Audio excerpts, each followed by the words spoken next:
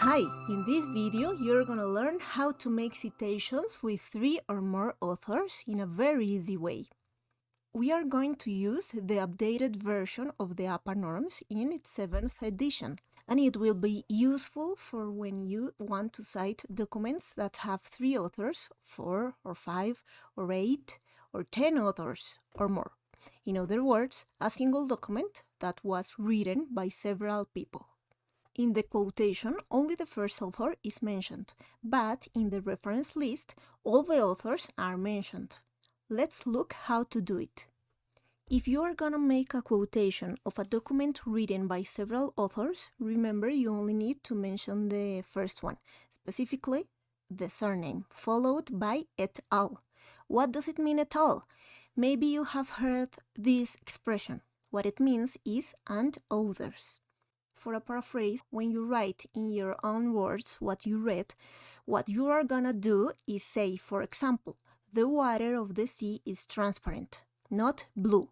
You read this from a book by Cheney et al., published in 2020. It's super simple. If you were to make a direct quotation, remember to use inverted commas or indentation to frame the author's textual words and also state the page number. And that's all. On the other hand, the APA standards for the reference tell us that we have to mention all the authors.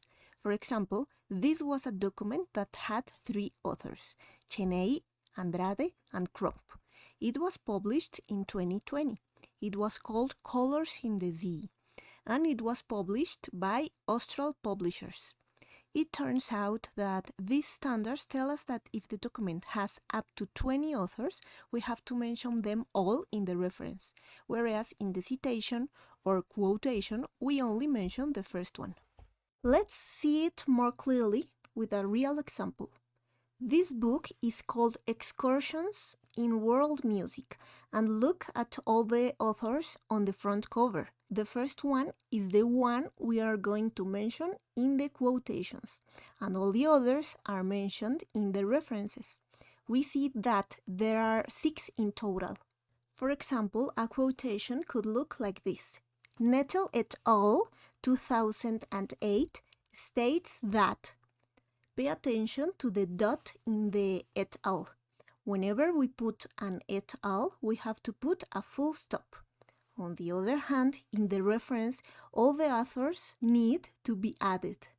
Pay attention also to the punctuation marks because the APA standards are very demanding and precise in this. So if you put a different punctuation mark, it would be a mistake. A clarification.